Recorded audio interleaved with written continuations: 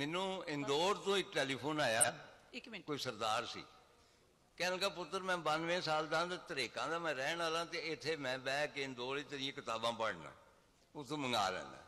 मैनू एक गल दस के ये खसो खाशाक जमाने जोड़े तू सिख करैक्टर बनाए ने, ये तेरा एक्सपीरियंस नहीं, मैं कि जिन्नी मैंने तो कतई तौर पर याद नहीं, मैं 7 साल का सा, मैं नहीं याद ये तू किस तरह इन्नी परफेक्शन नाल लिख रहा। बल्कि उन्हें बहुत ज्यादा मैनू बलवंत सिंह और बेदी नाल जार लाया। मैं क्या सरदार जी गल ये वे कि असी जिहड़े जट सा ना, असा मजहब बदलिया सी, अपना कल्चर नहीं सी बदलिया। ते असी भी पहला सिख हुंदे सां, ते मैं सिर्फ ये किया कि अपनी फुफी नूर फातमा का नाम बसंत कौर रख दिता, ते चाचा जिहड़ा कायमदीन सी उन्होंने लहणा सिंह कर दिता, बाकी सारा कुछ हो गया। वाह वाह जी बेटा, नौजवान का सवाल ले लिए जी। वालेकुम सलाम। की क्या कहने कामयाबी की है? किस चीज की?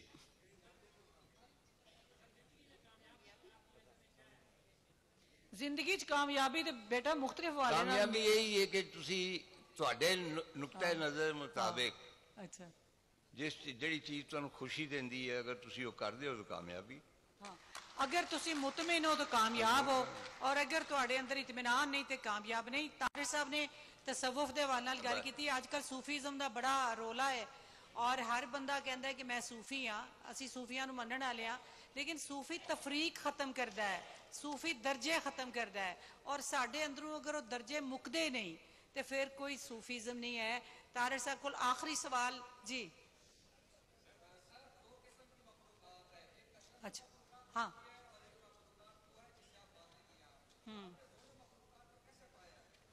एक अशरफुल मखलूकात है, दूजा क्या? अच्छा दोबारा सवाल दसना था बेटा।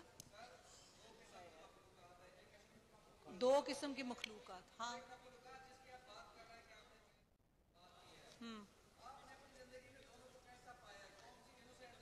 कहने वो परिंदे ज्यादा इनोसेंट ने या बंदे इनोसेंट? ना ना बंदा तो बड़ा बदमाश, ना ना बंदे का कोई करैक्टर नहीं। मतलब जिन्हें को इन्होंने आपस में मारिया है, परिंदिया ने तो कभी इस तरह अटैक नहीं किया, जानवरों ने तो कभी नहीं किया।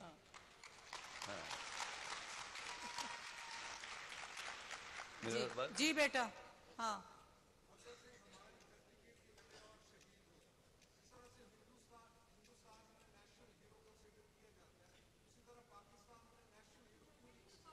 हाँ जी की कहना जी जी वो कहते ने भगत सिंह नू हिंदुस्तान च नैशनल हीरो मन्निया जाता है, ते असी क्यों नहीं मानते?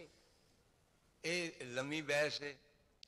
ओवरऑल तारीख जिहड़ी है उसका मैं हवाला दिता सी कि एक तारीखदान ने न्यूयॉर्क टाइम सी मजमून, उन्हें कहा सी कि तारीखदान जिहड़ा है वो एक पॉपी दे फील्ड आंगर हुंदा है, और लोकी ओहदा जिहड़ा मंजर उस तरह वेख वेख के उकता जाते हैं। सानू फिर मजबूरन जो लोकी चाहते ने ओहो जी अफीम बनानी पैंदी है पॉपी तो, और फिर लोगों को खुआनी पैंदी है, वो खांदे ने ते वो फिर सैटिस्फाई हुंदे ने कि साडी तारीख ही तारीख, बिल्कुल साडा मजहब ही मजहब, बिल्कुल साडा सच ही सच है, इसके अलावा होर कोई सच नहीं। चुनाचे असी भी वो अफीम खाधी है और असी मैन्युफैक्चर की अपनी तारीख। मैं तो बड़े लम्मा बोल सकना ये मुख्तसर ये वे कि लैजिस्लेटिव असैंबली उदू पहला भगत सिंह का जोड़ा भगत सिंह ने कहा कि he was not a Sikh, he was an atheist, he was a communist, उसका मजमून है। जिस तरह बर्टन रसल ने लिखा अपनी किताब बड़ी फेमस है, why I am not a Christian, Bhagat Singh ने लिखा मैं खुदा को क्यों नहीं मानता। चुनाचे उसका मजहब कोई नहीं सी, उन्होंने असी ये नहीं कह सकते। और उन्होंने डिफेंड करने वाला जोड़ा सी वो बैरिस्टर आसिफ अली सी, अपने जमाने का मशहूर लेफ्टिस्ट, और वो बीवी अरुणा आसिफ अली, और ये डिफेंस उत्ते सन। और लैजिस्लेटिव असैंबली सब तो मुदलल सब तो पुरअसर तकरीर कायद-ए-आज़म मोहम्मद अली जिन्ना ने की भगत सिंह दे। वाह वाह अच्छा गांधी ने कंडेम किया। तुसी जिन्ना दी तकरीर पढ़ो और तुहानू पता ही लगेगा कि जे भगत सिंह ना हुंदा तो शायद तुसी एडी छेती आजाद भी ना होंदे। He is part of the freedom movement. अगर तुसी अपनी हिस्टरी जी मसरूफशुदा हालत चाहते हो तो तुहाडी मर्जी। ਮੈਂ ਤੇ ਆਪਣੀ ਮਰਜ਼ੀ ਜਿਹੜੀ ਹੈ ਇਸ ਨਾਵਲ ਦੇ ਵਿੱਚ ਦੱਸ ਦਿੱਤੀ ਜੀ ਜੀ ਤਾਰਿਰ ਸਾਹਿਬ ਨੇ ਬੱਚੇ ਨੇ ਜਿਹੜਾ ਸਵਾਲ ਕੀਤਾ ਤੁਸੀਂ ਦੇਖੋ ਸਾਡੀ ਦੀ ਤਾਰੀਖ ਹੀ ਭਰੀ ਹੋਈ ਹੈ ਕਿ ਅਸੀਂ ਹਮਲਾਵਰਾਂ ਨੂੰ ਆਪਣਾ ਹੀਰੋ ਬਣਾਇਆ ਉਹਨਾਂ ਦੇ ਨਾਂ ਤੇ ਆਪਣੇ ਐਟਮਾਂ ਦੇ ਤੇ ਮਿਜ਼ਾਈਲਾਂ ਦੇ ਨਾਂ ਰੱਖੇ ਨੇ ਔਰ ਜਿਹੜੇ ਇੱਥੇ ਦੇ ਹੀਰੋ ਨੇ ਉਹਨਾਂ ਨੂੰ ਅਸੀਂ ਗੱਦਾਰ ਕਹਿੰਦੇ ਆ ਔਰ ਇਹ ਸ਼ੁਕਰ ਹੈ ਅੱਲਾ ਦਾ ਕਿ ਦੁਬਾਰਾ ਤੂੰ ਅਸੀਂ ਆਪਣੇ ਅਸਲੀ ਮੁਤਾਲਿਆ ਪਾਕਿਸਤਾਨ ਨਾਲ ਆ ਰਹੇ ਹਾਂ ਔਰ ਤੁਹਾਡੀ ਜੀ ਨਸਲ ਤੋਂ ਸਾਨੂੰ ਬੜੀ ਉਮੀਦ ਹੈ ਕਿ ਤੁਸੀਂ ਆਪਣੇ ਅਸਲੀ ਹੀਰੋ ਨੂੰ ਪਛਾਣੋਗੇ ਇੱਕ ਬੱਚੀ ਖੜੀ ਹੈ ਜੀ ਬੇਟਾ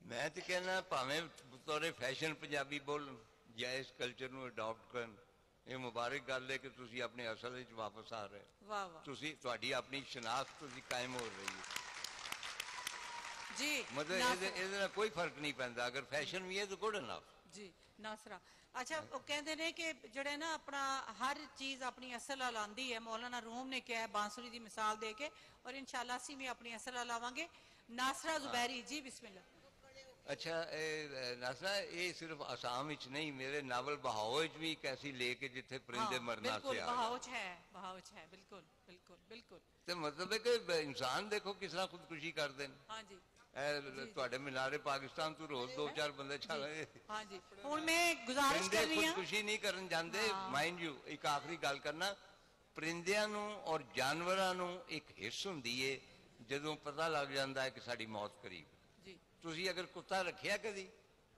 ਕੁੱਤਾ ਕਦੀ ਪਬਲਿਕ 'ਚ ਨਹੀਂ ਮਰੇਗਾ ਤੁਸੀਂ ਦੇਖੋਗੇ ਕਿ ਜਦੋਂ ਉਹਦੀ ਮੌਤ ਆਉਂਦੀ ਏ ਤੇ ਉਹ ਕਿਸੇ ਝਾੜੀ ਹੇਠਾਂ ਲੁਕ ਜਾਂਦਾ ਜਾਂ ਕਿਸੇ ਜਗ੍ਹਾ ਉਹ ਛੁਪ ਜਾਂਦਾ they have that sense ਕਿ death is coming ਬੰਦੇ ਨੂੰ ਤੇ ਕੋਈ ਨਹੀਂ ਮਤਲਬ ਬੰਦਾ ਤੇ ਕਹਿੰਦਾ ਕਿ ਮੈਂ ਤੇ ਹਮੇਸ਼ਾ ਜ਼ਿੰਦਾ ਰਹਿਣਾ ਭਾਵੇਂ ਅਗਲੇ ਲਮੇ ਮਰ ਜਾਏ ਚੁਨਾਂਚੇ that is why ਪਰਿੰਦੇ ਵੀ ਔਰ ਹੈਵਾਨ ਵੀ ਸੁਪੀਰੀਅਰ ਨੇ ਇਨਸਾਨਾਂ ਜੀ